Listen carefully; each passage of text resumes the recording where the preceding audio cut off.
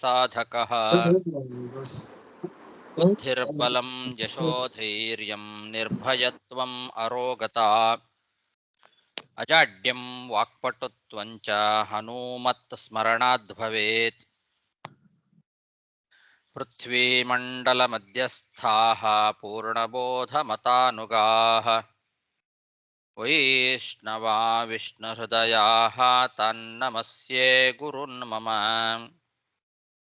ಜನ್ಮಾದ್ಯಸ್ಯ ಯತೋನ್ಮಯಾದಿತರತಶ್ಚಾರ್ಥೇಷ್ವಭಿಜ್ಞಸ್ವರಾಟ್ ತೇನೇ ಬ್ರಹ್ಮಹೃದಾಯ ಆದಿಕವಯೇ ಮುಖ್ಯಂತಿ M ಸೂರಯಃ. ತೇಜೋ ವಾರಿಮೃದಾಂ ಯಥಾ ವಿನಿಮಯೋ ಯತ್ರ ತ್ರಿಸರ್ಗೋ ಮೃಷಾ ಧಾಮ್ನಾ ಸ್ವೇನ ಸದಾ ನಿರಸ್ತಕುಹಕಂ ಸತ್ಯಂ ಪರಂ ಧೀಮಹಿ. ಸೃಷ್ಟಿಸ್ಥಿತ್ಯಪ್ಯೇಹಾ ನಿಯತಿದೃಶಿತಮೋ ಬಂಧಮೋಕ್ಷಾಶ್ಚ ಯಸ್ಮಾತ್ ಅಸ್ಯ ಶ್ರೀ ಬ್ರಹ್ಮರುದ್ರ ಪ್ರಭೃತಿ ಸುರನರದ್ವೀಷ ಶತ್ರುತ್ಮಕಸ್ಯ ವಿಷ್ಣೋರ್ವ್ಯಸ್ತಾಃ ಸಮಸ್ತಾಃ ಸಕಲಗುಣನಿಧಿಃ ಸರ್ವದೋಷೌ ವ್ಯಪೇತಃ ಪೂರ್ಣಾನಂದೋ ವ್ಯಯೋ ಯೋ ಗುರುರಪಿ ಪರಮಃ ಚಿಂತಯೇತಂ ಮಹಾಂತಂ.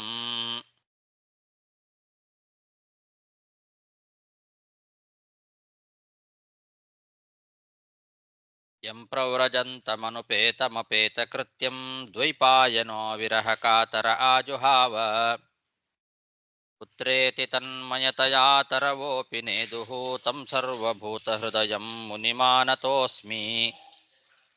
ಶ್ರೀ ಗುರುಭ್ಯೋ ನಮಃ. ಹರಿ ಓಂ. ಶ್ರೀಮದ್ಭಾಗವತದ ಷಷ್ಠ ಸ್ಕಂಧದ 19ನೇ ಅಧ್ಯಾಯದಲ್ಲಿ 11ನೇ ಶ್ಲೋಕವನ್ನು ನೋಡ್ತಾ ಇದ್ದೇವೆ. ತಸ್ಯ ಅಧೀಶ್ವರ ಸಾಕ್ಷಾತ್ ತ್ವಮೇವ ಪುರುಷಃ ಪರಃ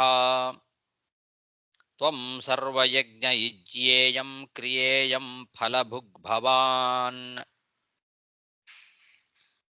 ಪುಂಸವನ ವ್ರತದ ಅಂಗವಾಗಿ ಅಗ್ನಿಯಲ್ಲಿ ಪಾಯಸದಿಂದ ಆಹುತಿಗಳನ್ನು ಕೊಟ್ಟ ಮೇಲೆ ಭಗವಂತನನ್ನ ಸ್ತೋತ್ರ ಮಾಡುವಂತಹ ವಿಧಾನ. ತಸ್ಯಾಹ ಅಂತಂದ್ರೆ ಆ ಹಿಂದೆ ಹೇಳಿರ್ತಕ್ಕಂತಹ ಯಾವ ಲಕ್ಷ್ಮೀದೇವಿ ಇದ್ದಾಳೆ ಅವಳಿಗೆ ಅಧೀಶ್ವರ, ನೀನು ಒಡೆಯನಾಗಿದ್ದಿ, ಅಧಿಪತಿಯಾಗಿದ್ದಿ. ಸಾಕ್ಷಾತ್ ತ್ವಮೇವ ಪುರುಷಃ ಪರಃ, ನೀನೇ ಸಾಕ್ಷಾತ್ ಪರಮಪುರುಷನಾದಂಥವನು ನಾರಾಯಣ ಸರ್ವೋತ್ತಮ. ತ್ವಂ ಸರ್ವಯಜ್ಞ ಇಜ್ಯಾ ಇಯಂ, ನೀನೇ ಆ ಎಲ್ಲ ಯಜ್ಞಗಳ ಅಂತರ್ಯಾಮಿಯಾಗಿದ್ದಿ.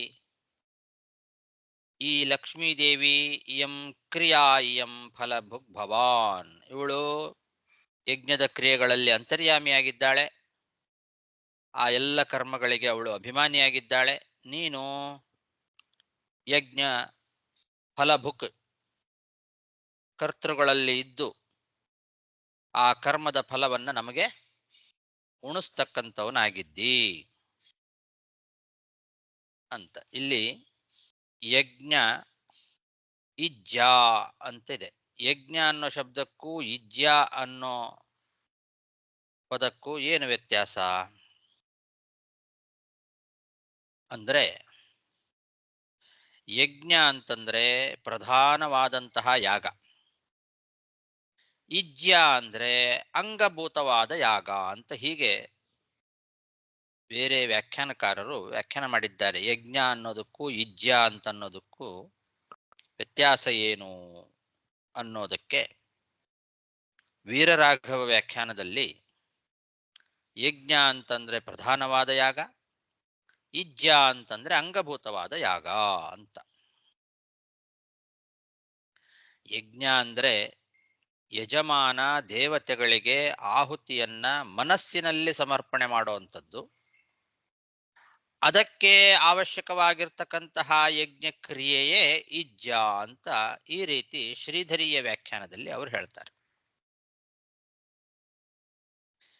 ಭಗವತ್ ಪ್ರಸಾದಾಚಾರ್ಯರು ವ್ಯಾಖ್ಯಾನ ಮಾಡುವಾಗ ಈ ಎರಡೂ ಕೂಡ ಸರಿ ಅಂತಾನೆ ಹೇಳ್ತಾರೆ.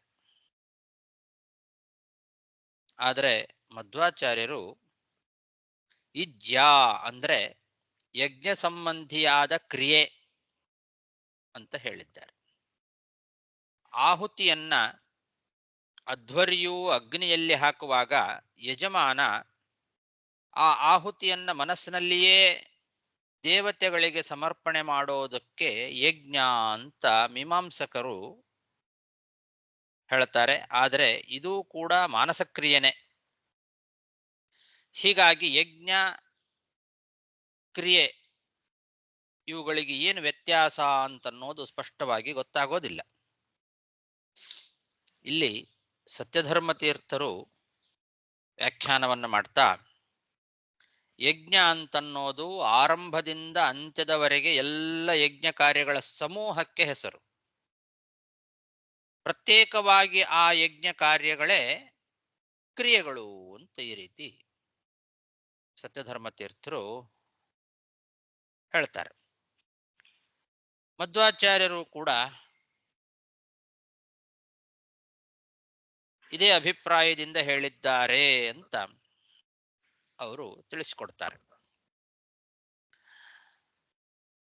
ಗಿರಿಧರಿಯ ವ್ಯಾಖ್ಯಾನದಲ್ಲಿ ಏನು ಹೇಳ್ತಾರೆ ಅಂದ್ರೆ, ತ್ವಂ ಸರ್ವಯಜ್ಞ, ನೀನೇ ಎಲ್ಲ ಯಜ್ಞ ಸ್ವರೂಪನಾಗಿದ್ದಿ.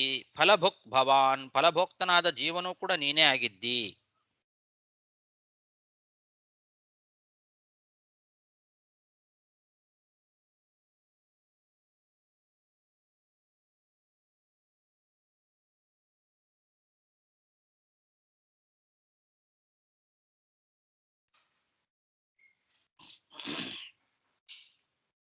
ಫಲಭುಕ್ ಭವಾನ್, ಫಲಭೋಕ್ತನಾದಂತಹ ಜೀವನು ನೀನೇ ಅಂತ ಹೀಗೆ ಗಿರಿಧರಿಯ ವ್ಯಾಖ್ಯಾನದಲ್ಲಿ ಹೇಳಿದ್ದಾರೆ. ಇದಂತೂ ಎಲ್ಲ ಪ್ರಮಾಣಗಳಿಗೆ ವಿರುದ್ಧವಾಗಿರ್ತಕ್ಕಂಥದ್ದು. ಎಲ್ಲಾ ಯಜ್ಞಗಳ ಅಂತರ್ಯಾಮಿ, ಫಲಭೋಕ್ತನಾದ ಜೀವನಲ್ಲಿಯೂ ಅಂತರ್ಯಾಮಿ ಭಗವಂತ ಅಂತ ಹೀಗೆ ವ್ಯಾಖ್ಯಾನ ಮಾಡಬೇಕು ಹೊರತು ಎಲ್ಲ ನೀನೇ, ಫಲಭುಗ್ಗೂ ನೀನೇ, ಸರ್ವಯಜ್ಞನೂ ಯಜ್ಞ ಸ್ವರೂಪನೂ ನೀನೇ ಅಂತ ಹಾಗೆ ಹೇಳಬಾರದು. ಅದಕ್ಕೆ ಮಧ್ವಾಚಾರ್ಯರು ಬ್ರಹ್ಮತರ್ಕದ ವಾಕ್ಯವನ್ನ ನಮಗೆ ಉದಾಹರಿಸಿ ಅಂತರ್ಯಾಮಿ ಅಂತ ಹೇಳಬೇಕು ಅಂತ ತಿಳಿಸಿಕೊಡ್ತಾರೆ. ಯಜ್ಞಗಳ ಅಂತರ್ಯಾಮಿಯೂ ನೀನೇ ಮತ್ತು ಫಲಭೋಕ್ತನಾದ ಜೀವನಲ್ಲಿಯೂ ಅಂತರ್ಯಾಮಿಯಾಗಿ ನೀನೇ ಇದ್ದೀ ಅಂತ ಹೀಗೆ ವ್ಯಾಖ್ಯಾನ ಮಾಡಬೇಕು. ನೀನು ಯಜ್ಞಾಂತರ್ಯಾಮಿ ಆದರೆ ಲಕ್ಷ್ಮೀದೇವಿ ಯಜ್ಞ ಕ್ರಿಯಾ ಅಂತರ್ಯಾಮಿ.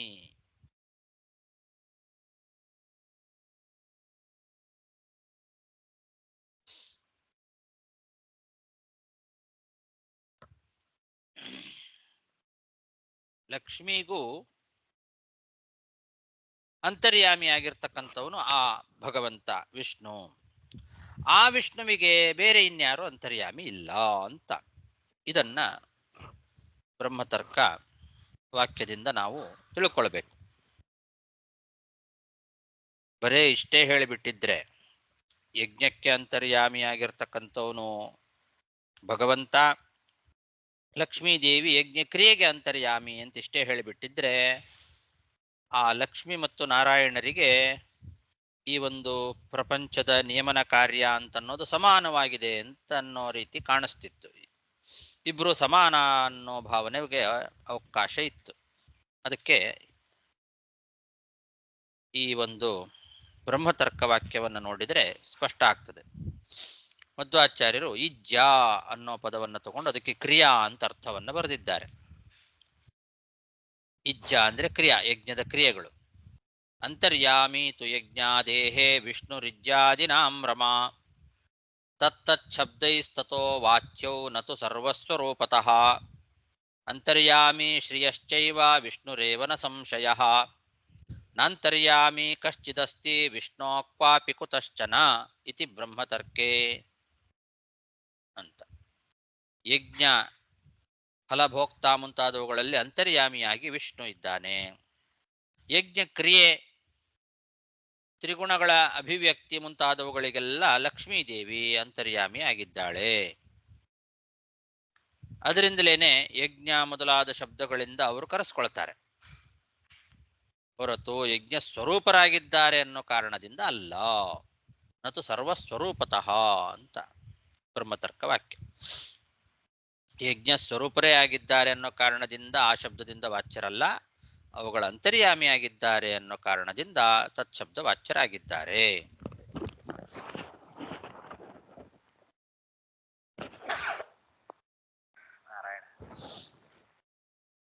ಗುರುಗಳೇ, ಇಲ್ಲಿ ಬಂದು ಇಜ್ಜಾ ಅಂತ ಕ್ರಿಯಾ ಅಂತ ಹೇಳಿದ್ರಿ. ಇಜ್ಜೇಯಂ ಕ್ರಿಯೇಯಂ ಎರಡನ್ನು ಕೊಟ್ಟಿದ್ದಾರಲ್ಲ ಅಲ್ಲಿ. ಇಜ್ಜ ಕ್ರಿಯೇಯಂ ಎರಡನ್ನು ಕೊಟ್ಟಿದ್ದಾರಲ್ಲ ಪದ ಅಲ್ಲಿ ಮೂಲದಲ್ಲಿ. ಎಲ್ಲಿ?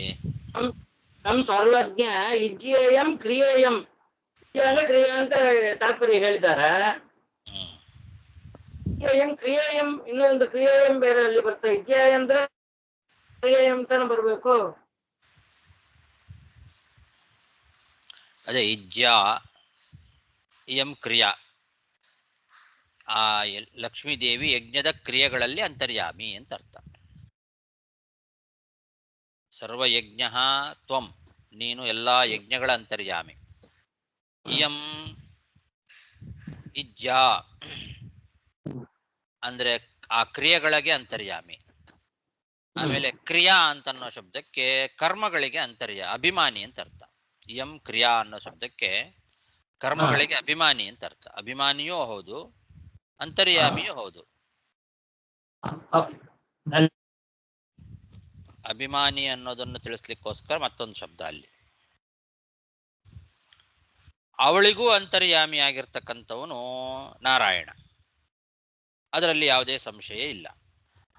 ಆ ನಾರಾಯಣನಿಗೆ ಅಂತರ್ಯಾಮಿ ಆದವನು ಬೇರೆ ಯಾರು ಇಲ್ಲ ಅಂತ ಹೀಗೆ ಬ್ರಹ್ಮತರ್ಕ ಹೇಳ್ತಾ ಇದೆ. ಇದರಿಂದ ನಾರಾಯಣ ಸರ್ವೋತ್ತಮ ಅಂತ ಗೊತ್ತಾಗ್ತದೆ. ಆವಾಗ ಆ ಕರ್ಮದ ಯಜ್ಞದ ಕರ್ಮದಲ್ಲಿ ಇಬ್ಬರಿಗೂ ಸಮಾನವಾದ ಭಾಗ ಅಂತ ಆಗಲಿಲ್ಲ, ಎರಡು ಹಂಚು ಹೋಯ್ತು. ಇಬ್ಬರ ಆ ಒಂದು ಕ್ರಿಯಾ ಜಗತ್ತಿನ ನಿಯಮನ ಕ್ರಿಯೆ ಇಬ್ಬರಿಗೂ ಹಂಚು ಹೋಯ್ತು ಅಂತನ್ನೋ ಅಭಿಪ್ರಾಯ ಬರೋದಿಲ್ಲ ಅವಾಗ. ಯಾಕೆಂದ್ರೆ ಅವಳಿಗೂ ಅಂತರ್ಯಾಮಿಯಾಗಿದ್ದವನು ಭಗವಂತ ಅಂತ ಬ್ರಹ್ಮತರ್ಕ ಹೇಳ್ತಾ ಇದೆ. ಇದರಿಂದ ಅವನು ಸರ್ವೋತ್ತಮ ಅಂತ ಗೊತ್ತಾಗ್ತದೆ. ಹಾಗಾಗಿ ನೀನು ಸರ್ವೋತ್ತಮ, ಸಾಕ್ಷಾತ್ ಪರಮಪುರುಷ, ಆ ಲಕ್ಷ್ಮೀದೇವಿಗೂ ಅಧಿಪತಿಯಾಗಿದ್ದಿ, ಎಲ್ಲ ಯಜ್ಞಗಳ ಅಂತರ್ಯಾಮಿಯಾಗಿದ್ದಿ. ಅವಳು ಕ್ರಿಯೆಗೆ ಅಭಿಮಾನಿಯಾಗಿದ್ದಾಳೆ, ಕರ್ಮಗಳಿಗೆ ಅಭಿಮಾನಿಯಾಗಿದ್ದಾಳೆ, ಕ್ರಿಯೆಗಳಲ್ಲಿ ಅಂತರ್ಯಾಮಿಯಾಗಿದ್ದಾಳೆ. ನೀನು ಫಲಭುಕ್ ಅಂದ್ರೆ ಕರ್ತೃಗಳಾದ ನಮ್ಮೊಳಗೆ ಇದ್ದು ಕರ್ಮದ ಫಲವನ್ನ ಉಣಿಸುವವನು ನೀನೇ ಆಗಿದ್ದಿ ಅಂತ ಇಷ್ಟು ಅಭಿಪ್ರಾಯ. ತಸ್ಯ ಅಧೀಶ್ವರ ಸಾಕ್ಷಾತ್ ತ್ವಮೇವ ಪುರುಷ ಪರಃ ತ್ವಂ ಸರ್ವಯಜ್ಞೈಜ್ಯೇಯಂ ಕ್ರಿಯೇಯಂ ಫಲಭುಗ್ಭವಾನ್ ಗುಣವ್ಯಕ್ತಿರಿಯಂ ದೇವಿ ವ್ಯಂಜಕೋ ಗುಣಭುಗ್ಭವಾನ್ ತ್ವಂ ಹಿ ಸರ್ವಶರೀರ್ಯಾತ್ಮ ಶ್ರೀ ಶರೀರೇಂದ್ರಿಯಾಶಯ. ಆ ಲಕ್ಷ್ಮೀದೇವಿ ತ್ರಿಗುಣಗಳಿಗೆ ಅಭಿಮಾನಿಯಾಗಿರ್ತಕ್ಕಂಥವಳು. ಗುಣವ್ಯಕ್ತಿ ಇಯಂ ಅಂದ್ರೆ ತ್ರಿಗುಣಗಳ ಅಭಿವ್ಯಕ್ತಿಗೆ ಅವಳೇ ಅಭಿಮಾನಿನಿ. ನೀನು ವ್ಯಂಜಕ ಗುಣಭುಗ್ ಭವಾನ್, ನೀನು ಅಭಿವ್ಯಕ್ತಿಯನ್ನ ಉಂಟು ಮಾಡಿ ಆ ಗುಣಗಳ ಕಾರ್ಯವಾದಂತಹ ಸುಖ ದುಃಖ ಮೊದಲಾದವುಗಳನ್ನೆಲ್ಲ ನಮಗೆ ಉಣಿಸ್ತಕ್ಕಂಥವನು ಗುಣಭುಕ್. ವ್ಯಂಜಕೋ ಗುಣಭುಗ್. ವ್ಯಂಜಕ ಅಂತಂದ್ರೆ ಅವುಗಳನ್ನೆಲ್ಲ ಅಭಿವ್ಯಕ್ತಿ ಮಾಡಿ ಆಮೇಲೆ ಆ ಗುಣಕಾರ್ಯವಾದ ಸುಖ ದುಃಖಾದಿಗಳೇನಿದ್ದಾವೆ ಅವುಗಳನ್ನ ನಮಗೆ ಭೋಜನ ಮಾಡಿಸುವವನು ನೀನು. ತ್ವಂ ಹಿ ಸರ್ವಶರೀರೀ ಆತ್ಮ, ಎಲ್ಲಾ ಶರೀರಿಗಳು ಏನಿದ್ದಾರಲ್ಲ ಅಂದ್ರೆ ಜೀವಿಗಳು, ಅವರ ಅಂತರ್ಯಾಮಿ ಆಗಿದ್ದಿ.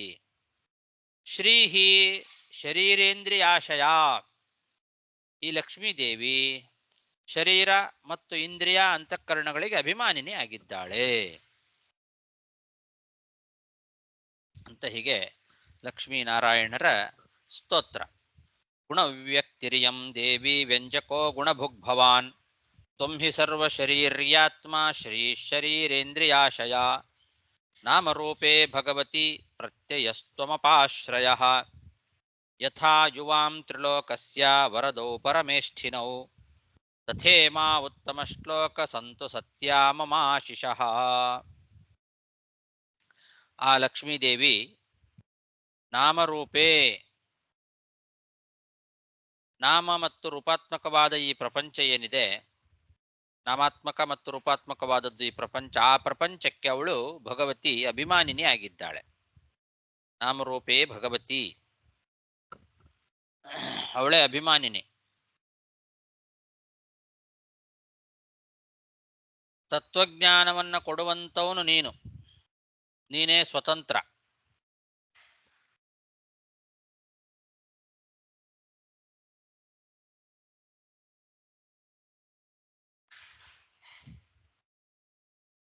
ನೀನು ಅಪಾಶ್ರಯ ಅಂದ್ರೆ ನಿನಗೆ ಯಾರ ಆಶ್ರಯವೂ ಬೇಡ, ನೀನು ಸ್ವತಂತ್ರ, ಇತರ ಆಧಾರರಹಿತ. ನೀನು ಎಲ್ಲರಿಗೂ ತತ್ವಜ್ಞಾನವನ್ನು ತಂದುಕೊಡುವವನು ನೀನು. ಪ್ರತ್ಯಯ ತ್ವಂ, ಪ್ರತ್ಯಯ ಅಂದ್ರೆ ತತ್ವವನ್ನು ಉಪದೇಶ ಮಾಡತಕ್ಕಂಥವನು, ತತ್ವಜ್ಞಾನಕ್ಕೆ ಸಾಧನ.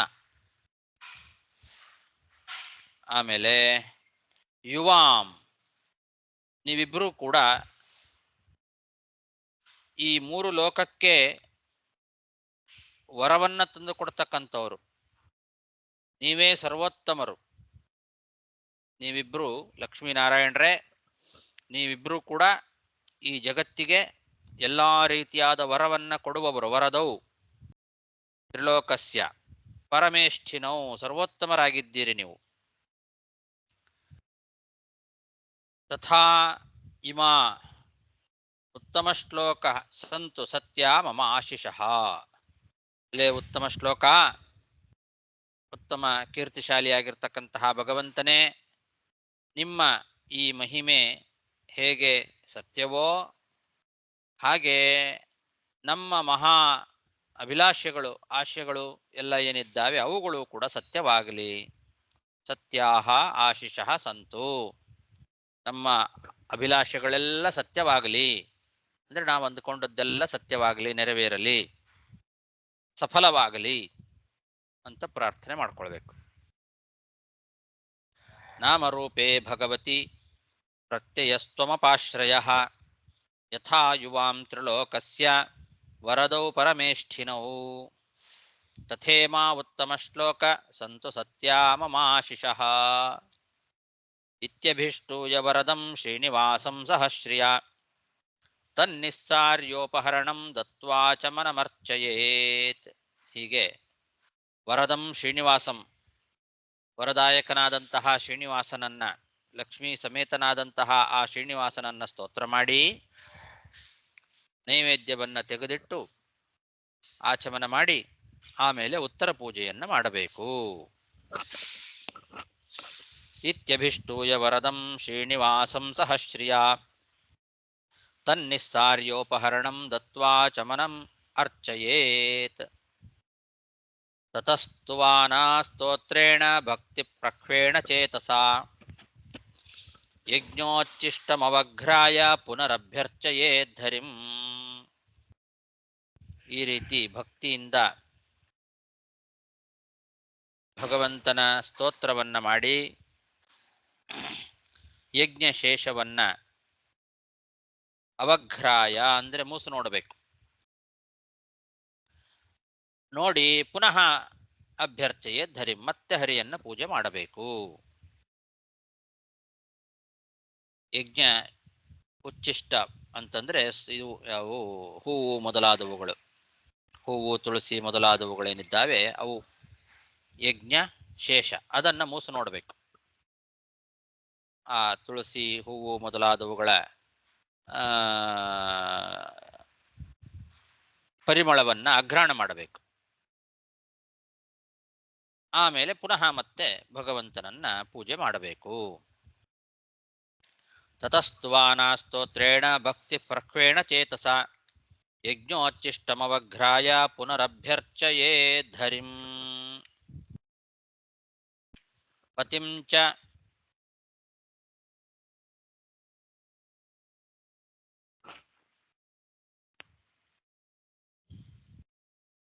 ಪತಿಂಚ ಪರಯಾ ಭಕ್ತ್ಯಾ ಮಹಾಪುರುಷಚೇತಸಾ ಪ್ರಿಯೈಸ್ತೈಸ್ತೈರುಪಚರೇತ್ ಪ್ರೇಮಶೀಲ ಸ್ವಯಂ ಪತಿಃ ಬಿಭ್ರೂಯಾತ್ ಸರ್ವಕರ್ಮಾಣಿ ಪತ್ನ್ಯಾ ಉಚ್ಚಾವಚಾನಿ ಚ ಕೃತಮೇಕತರೇಣಾಪಿ ದಂಪತ್ಯೋರುಭಯೋರಪಿ. ಆಮೇಲೆ ಪತಿಯನ್ನು ಕೂಡ ಪರಮಭಕ್ತಿಯಿಂದ ಪೂಜೆ ಮಾಡಬೇಕು. ಪತಿಯ ಒಳಗೆ ಮಹಾಪುರುಷನಾದಂತಹ ಭಗವಂತ ಇದ್ದಾನೆ ಅಂತ ತಿಳಿದು ಆ ಭಾವನೆಯಿಂದ ಪತಿಯನ್ನು ಕೂಡ ಭಕ್ತಿಯಿಂದ ಪೂಜೆ ಮಾಡಬೇಕು. ಪತಿಂ ಪರಯಾ ಭಕ್ತ್ಯ ಮಹಾಪುರುಷ ಚೇತಸ ಅಂದ್ರೆ ಪತಿಯನ್ನ ಪೂಜೆ ಮಾಡೋದು ಅಂದ್ರೆ ಏನು? ಗಂಡನ ಪೂಜೆ ಮಾಡೋದು ಅಂತಂದ್ರೆ ಪತಿಗೆ ಪ್ರಿಯವಾದಂತಹ ವಸ್ತುಗಳನ್ನ ಅವರಿಗೆ ಸಮರ್ಪಣೆ ಮಾಡೋದು. ಅವರಿಗೇನು ಇಷ್ಟವೋ ಅವುಗಳನ್ನ ಅವರಿಗೆ ತಂದು ಕೊಡೋದು, ಅವರನ್ನ ಮನಸ್ಸಂತೋಷ ಪಡಿಸ್ಬೇಕು. ಪ್ರಿಯೈಹಿ ತೈಹಿ ತೈಹಿ ಉಪಚರೇತ್ ಅಂತ. ಪ್ರಿಯೈಹಿ ಅವರಿಗೆ ಪ್ರಿಯವಾದ ವಸ್ತುಗಳನ್ನ ಅವರಿಗೆ ಕೊಡುವ ಮೂಲಕವಾಗಿ, ಸಮರ್ಪಣೆ ಮಾಡುವ ಮೂಲಕವಾಗಿ ಅವರನ್ನ ಸಂತೋಷ ಪಡಿಸ್ಬೇಕು ಅಂತ ಅರ್ಥ ಪತಿಯ ಪೂಜೆ. ಪತಿಯೂ ಕೂಡ ಆ ಪತ್ನಿಯ ಮೇಲೆ ಪ್ರೇಮಶೀಲನಾಗಿರಬೇಕು. ಅವಳನ್ನ ಪ್ರೇಮದಿಂದ ನೋಡ್ಕೊಳ್ಬೇಕು. ಅವಳಿಗೆ ಪ್ರಿಯವಾದ ಎಲ್ಲ ವಸ್ತುಗಳನ್ನ ಅವಳಿಗೆ ಕೊಡ್ತಾ, ಅವಳಿಗೆ ಏನೇನು ಇಷ್ಟವೋ, ಅವಳ ಸಣ್ಣ ಕೆಲಸ ಇರ್ಬೋದು, ದೊಡ್ಡ ಕೆಲಸಗಳಿರ್ಬೋದು, ಅದನ್ನೆಲ್ಲ ತಿಳಿದು ಅದಕ್ಕೆ ಅನುಕೂಲವನ್ನ ಮಾಡಿಕೊಡಬೇಕು ಪತಿಯೂ ಕೂಡ. ಬಿಭ್ರೂಯಾತ್ ಸರ್ವಕರ್ಮಾಣಿ ಪತ್ನ್ಯಾಹ ಉಚ್ಚಾವಚಾನಿ ಅಂತ. ಉಚ್ಚಾವಚಾನಿ ಅಂದ್ರೆ ದೊಡ್ಡ ಕೆಲಸ, ಸಣ್ಣ ಕೆಲಸ.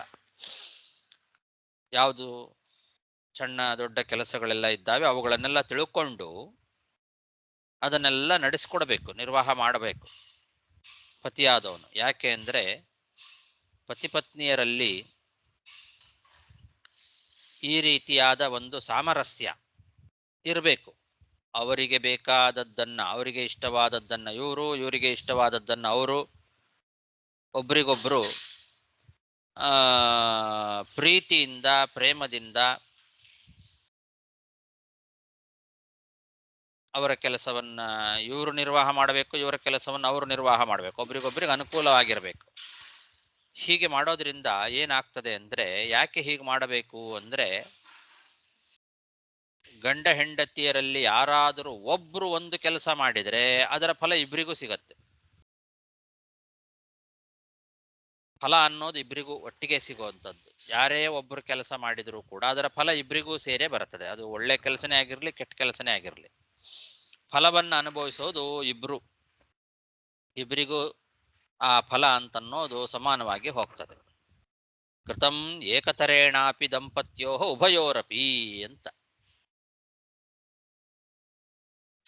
ಒಬ್ರು ಮಾಡಿದ್ರೂ ಕೂಡ ಕೆಲಸವನ್ನ ಪತಿ ಪತ್ನಿಯರಲ್ಲಿ, ದಂಪತಿಗಳಲ್ಲಿ ಯಾರಾದರೂ ಒಬ್ರು ಒಂದು ಕೆಲಸ ಮಾಡಿದ್ರೆ ಅದರ ಫಲ ಇಬ್ಬರಿಗೂ ಸಿಗತ್ತೆ. ಆದ್ರಿಂದ ಬಿಭ್ರೂಯಾತ್ ಸರ್ವಕರ್ಮಾಣಿ ಪತ್ನ್ಯಾ ಉಚ್ಚಾವಚಾನಿ ಚ ಪ್ರೇಮಶೀಲ ಸ್ವಯಂ ಪತಿ. ಪತಿಯಾದವನು ಪತ್ನಿಯ ಮೇಲೆ ಪ್ರೇಮಶೀಲನಾಗಿ ಅವಳ ಸಣ್ಣ ಕೆಲಸ, ದೊಡ್ಡ ಕೆಲಸ ಮೊದಲಾದವುಗಳನ್ನೆಲ್ಲ ತಿಳ್ಕೊಂಡು ಆ ಕೆಲಸವನ್ನ ಬಿಭ್ರೂಯಾತ್ ಅಂದ್ರೆ ನಿರ್ವಹಣೆ ಮಾಡಬೇಕು. ಅದಕ್ಕೆ ಬೇಕಾಗುವ ಅನುಕೂಲಗಳನ್ನೆಲ್ಲ ಅವಳಿಗೆ ಬೇಕಾಗುವ ಹಾಗೆ ಮಾಡಬೇಕು ಗಂಡ. ಪತ್ನಿಯೂ ಕೂಡ ಪರಮಯಾ ಭಕ್ತ್ಯಾ ಮಹಾಪುರುಷ ಚೇತಸ, ಆ ಪತಿಯಲ್ಲಿ ಭಗವಂತ ಇದ್ದಾನೆ ಅಂತ ತಿಳಿದು ಪರಮಭಕ್ತಿಯಿಂದ ಅವನಿಗೆ ಪ್ರಿಯವಾದ ವಸ್ತುಗಳನ್ನೆಲ್ಲ ಅವನಿಗೆ ಕೊಟ್ಟು ಅವನನ್ನ ಸಂತೋಷ ಪಡಿಸ್ಬೇಕು ಅಂತ. ಹೀಗೆ ಪರಸ್ಪರವಾಗಿ ಪತಿ ಪತ್ನಿಯರು ಸೇರಿ ಯಾವುದೇ ಒಂದು ಕೆಲಸ ಒಬ್ರು ಮಾಡಿದರೂ ಕೂಡ ಇಬ್ಬರಿಗೂ ಅದರ ಫಲ ಸಿಗೋದ್ರಿಂದ ಹೀಗೆ ಇರಬೇಕು. ಪತಿಂಚ ಪರಯಾ ಭಕ್ತ್ಯಾ ಮಹಾಪುರುಷಚೇತಸ ಪ್ರಿಯೈಸ್ತೈಸ್ತೈರುಪಚರೇತ್ ಪ್ರೇಮಶೀಲ ಸ್ವಯಂ ಪತಿಃ ಬಿಭ್ರೂಯಾತ್ ಸರ್ವಕರ್ಮಾಣಿ ಪತ್ನ್ಯಾ ಉಚ್ಚಾವಚಾನಿ ಚ ಕೃತಮೇಕತರೇಣಾಪಿ ದಂಪತ್ಯೋರುಭಯೋರಪಿ ಪತ್ನ್ಯಾಂ ಕುರ್ಯಾದನರ್ಹಾಯಾಂ ಪತಿರೇತತ್ಸಮಾಹಿತಃ ವಿಷ್ಣೋರ್ವ್ರತಮಿದಂ ಬಿಭ್ರನ್ ನ ವಿಹನ್ಯಾತ್ ಕಥಂಚನ. ಇದುವರೆಗೆ ಈ ಪುಂಸವನ ವ್ರತವನ್ನ ಪತಿಯ ಅಪ್ಪಣೆಯನ್ನು ಪಡೆದು ಪತ್ನಿಯಾದವಳು ಮಾಡಬೇಕು ಅಂತ ಪ್ರಾರಂಭದಲ್ಲಿ ಹೇಳಿದ್ರು. ಒಂದು ವೇಳೆ ಹೆಂಡತಿಗೆ ಅನಿವಾರ್ಯ ಕಾರಣಗಳಿಂದ ವ್ರತವನ್ನ ಮಾಡುವ ಅರ್ಹತೆ ಇಲ್ಲ ಅಂತಾದರೆ ಆವಾಗ ಏನ್ ಮಾಡಬೇಕು? ಆವಾಗ ಗಂಡನೇ ಏಕಾಗ್ರ ಮನಸ್ಸಿನಿಂದ ಅದನ್ನ ನಡೆಸಬೇಕು ಅಂತ ಹೇಳ್ತಾ ಇದ್ದಾರೆ. ಪತ್ನ್ಯಾಂ ಕುರ್ಯಾದ್ ಅನರ್ಹಾಯಾಮ್ ಅಂತಿದೆ. ಅನಿವಾರ್ಯ ಕಾರಣಗಳಿಂದ ಅವಳಿಗೆ ಅನರ್ಹತೆ ಬಂತು ಅಂದರೆ, ಪತ್ನಿಯಾದವಳು ಪೂಜೆಯನ್ನ ಮಾಡೋದ್ರಲ್ಲಿ ಅನರ್ಹಳಾಗಿ ಬಿಟ್ರೆ, ಏನು ಅನರ್ಹಳಾಗೋದು ಅಂದ್ರೆ ಏನು ಅನ್ನೋದಕ್ಕೆ ವಿಜಯಧ್ವಜ ತೀರ್ಥರು, ಸತ್ಯಧರ್ಮ ತೀರ್ಥರು ಎಲ್ಲರೂ ಕೂಡ ವ್ಯಾಖ್ಯಾನ ಮಾಡಿದ್ದಾರೆ. ಸ್ತ್ರೀಯರಿಗೆ ರಜೋದರ್ಶನ ಅನ್ನೋದು ಬರುವ ಸಾಧ್ಯತೆಗಳಿರ್ತದೆ ಪೂಜಾ ಸಂದರ್ಭದ ಮಧ್ಯಗಳಲ್ಲಿ. ಹಾಗೇನಾದರೂ ಒಂದು ವೇಳೆ ರಜೋದರ್ಶನಾದಿಗಳಿಂದ ಅವರಿಗೆ ಅನರ್ಹತೆ ಬಂತು ಪೂಜೆಗೆ ಅಂತಾದರೆ, ಆವಾಗ ಪತಿಯೇ ತಾನು ಭಕ್ತಿಯಿಂದ ಏಕಾಗ್ರಚಿತ್ತದಿಂದ ಅದನ್ನ ನಡೆಸಬೇಕು ಅಂತ ಅರ್ಥ.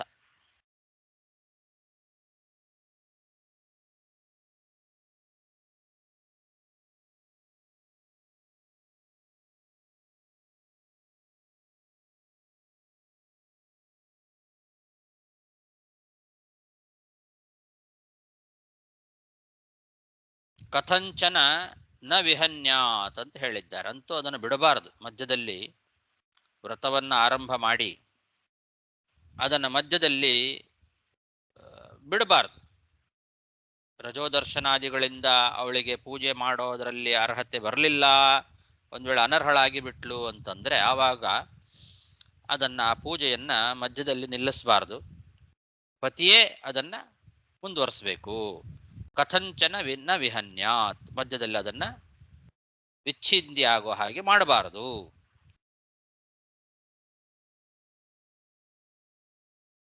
ಮಧ್ಯದಲ್ಲಿ ಬಿಡಬಾರದು. ಇದು ವಿಷ್ಣು ವ್ರತ. ವಿಷ್ಣು ವ್ರತ ಆದ್ದರಿಂದ ವಿಷ್ಣೋಹೋ ವ್ರತಮಿದಂ, ಇದು ವಿಷ್ಣು ವ್ರತ ಆದ್ದರಿಂದ ಪ್ರಾರಂಭ ಮಾಡಿದ ಮೇಲೆ ಅದನ್ನ ಎಷ್ಟು ಮಾತ್ರಕ್ಕೂ ಮಧ್ಯದಲ್ಲಿ ಬಿಡಬಾರದು. ಹಾಗಾಗಿ ಯಾವ ತಿಂಗಳಲ್ಲಿ ಇದು ಮಾಡ್ತಾರೆ? ಮಾರ್ಗಶಿರ ಮಾಸ ಧನುರ್ಮಾಸದಲ್ಲಿ ಆರಂಭ ಮಾಡಬೇಕು ಅಂತ ಹೇಳಿದ್ದಾರೆ ಪ್ರಾರಂಭದಲ್ಲಿ. ಪತ್ನ್ಯಾಂ ಕುರ್ಯಾದನರ್ಹಾಯಾಂ ಪತಿರೇವ ಸಮಾಹಿತಃ ವಿಷ್ಣೋರ್ವ್ರತಮಿದಂ ಬಿಭ್ರನ್ ನ ವಿಹನ್ಯಾತ್ ಕಥಂಚನ. ವಿಪ್ರಾನ್ ಸ್ತ್ರಿಯೋ ವರವತೀಃ ಸ್ರಗ್ಗಂಧಬಲಿಮಂಡನೈಃ ಅರ್ಚಯೇದಹರಹರ್ ಭಕ್ತ್ಯಾ ಹ್ಯೇವಂ ನಿಯಮಮಾಸ್ಥಿತಾ.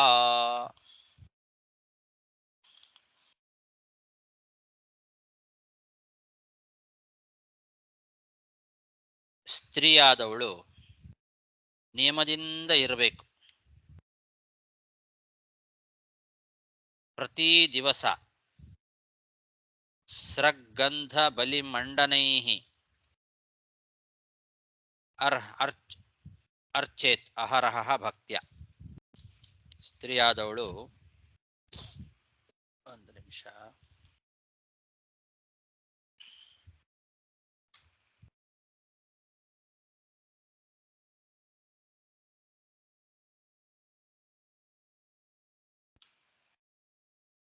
ವರವತೀಹಿ ನಿಯಮದಿಂದ ಇರಬೇಕು. ಸ್ರಗ್ಗಂಧ ಬಲಿಮಂಡನೈಹಿ ಹೂವು ಮಾಲೆ ನೈವೇದ್ಯ ಅಲಂಕಾರ ಮೊದಲಾದವುಗಳಿಂದ ಭಗವಂತನನ್ನ ಆರಾಧನೆ ಮಾಡಬೇಕು. ಬ್ರಾಹ್ಮಣರನ್ನ ಮತ್ತು ಸುಮಂಗಲಿಯರನ್ನ ಭಕ್ತಿಯಿಂದ ಪೂಜೆ ಮಾಡಬೇಕು ಅಂತ. ನಿಯಮಮಾಸ್ಥಿತ ವಿಪ್ರಾನ್ ಅರ್ಚಯೇತ್ ಭಕ್ತ್ಯಾ ಹಿ ಏವಂ. ಹಾಗೆ ಬ್ರಾಹ್ಮಣ ಸುಮಂಗಲಿಯರನ್ನು ಕೂಡ ಇದೇ ರೀತಿ ಅರ್ಚನೆ ಮಾಡಬೇಕು ಅಂತ ಹೇಳ್ತಾ ಇದ್ದಾರೆ. ವರವತೀಹಿ ಸ್ತ್ರೀಯ ಅಂತ. ವರವತೀಹಿ ಸ್ತ್ರೀಯ ಅಂತಂದ್ರೆ ಸುಮಂಗಲಿಯರು ಅಂತ ಅರ್ಥ. ಹಿಂದೆ ಒಂದ್ಸಲ ಬಂದಿದೆ. ವರವತೀಹಿ ಸ್ತ್ರೀಯ ಅಂದ್ರೆ ವರ ಇರುವ ಸ್ತ್ರೀ ಅಂದ್ರೆ ಗಂಡ ಇರುವ ಹೆಣ್ಣು ಅಂದ್ರೆ ಮುತ್ತೈದೆ. ಮತ್ತು ವಿಪ್ರಾನ್ ಬ್ರಾಹ್ಮಣರು ಮತ್ತು ವರವತೀಹಿ ಸ್ತ್ರೀಯ ಅಂದ್ರೆ ಮುತ್ತೈದೆಯರು. ಹೀಗೆ ಬ್ರಾಹ್ಮಣ ಮುತ್ತೈದೆಯರನ್ನು ಕೂಡ ಪೂಜೆ ಮಾಡಬೇಕು. ಸ್ರಗ್ಗಂಧ ಬಲಿ ಮಂಡನೈಹಿ, ಹೇಗೆ? ಸ್ರಕ್ ಗಂಧ ಬಲಿ ಇವುಗಳ ಸಮೂಹಗಳಿಂದ ಅಂತ ಅರ್ಥ. ಸ್ರಕ್ ಅಂದ್ರೆ ಹೂ ಮಾಲೆಗಳು, ಗಂಧ, ಬಲಿ ಅಂದ್ರೆ ನೈವೇದ್ಯ ಮೊದಲಾದವುಗಳಿಂದ ಪೂಜೆ ಮಾಡಬೇಕು. ಅವರನ್ನು ಕೂಡ ಪೂಜೆ ಮಾಡಬೇಕು. ವಿಪ್ರಾನ್ ಸ್ತ್ರೀಯೋ ವರವತೀಹಿ ಸ್ರಗ್ಗಂಧ ಬಲಿ ಮಂಡನೈಹಿ ಅರ್ಚಯೇದಹರಹರ್ಭಕ್ತ್ಯಾ ಏವಂ ನಿಯಮಮಾಸ್ಥಿತ. ಭಕ್ತ್ಯಾ ದೇವಂ ಅಂತ ಅದು ಇಟ್ಟುಕೊಳ್ಬೇಕು. ಭಕ್ತ್ಯಾ ಹಿ ಏವಂ ನಿಯಮಮಾಸ್ಥಿತ ಅಂತ ಒಂದು ಪಾಠ ಇದೆ. ಭಕ್ತ್ಯಾ ದೇವಂ ನಿಯಮಮಾಸ್ಥಿತ ಅಂತ. ದೇವಂ ಅಂದ್ರೆ ದೇವನನ್ನು, ಭಗವಂತನನ್ನು, ಮತ್ತು ಬ್ರಾಹ್ಮಣ ಸುವಾಸಿನಿಯರನ್ನು ಅಂತ ಅರ್ಥ. ಭಕ್ತ್ಯಾ ಹಿ ಏವಂ ಅಂದ್ರೆ ಹಿಂದೆ ಭಗವಂತನ ಪೂಜೆಯನ್ನು ಹೇಳಿದ್ದಾರೆ. ಹಿ ಏವಂ ಅದೇ ರೀತಿಯಾಗಿ ಬ್ರಾಹ್ಮಣ ಸುವಾಸಿನಿಯರನ್ನು ಕೂಡ ಹೀಗೆ ಭಕ್ತಿಯಿಂದ ಪೂಜೆ ಮಾಡಬೇಕು ಅಂತ ಎರಡು ಪಾಠ ಇಟ್ಕೊಳ್ಬಹುದು. ಸಾಕು. ಶ್ರೀಕೃಷ್ಣಾರ್ಪಣಮಸ್ತು.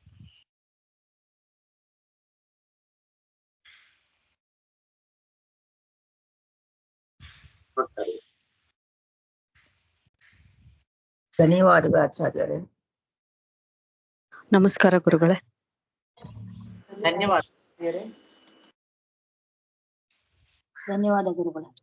ಹರೇ ನಮಃ ಆಚಾರ್ಯ. ಧನ್ಯವಾದಗಳು. ನಮಸ್ಕಾರ ಗುರುಗಳೇ.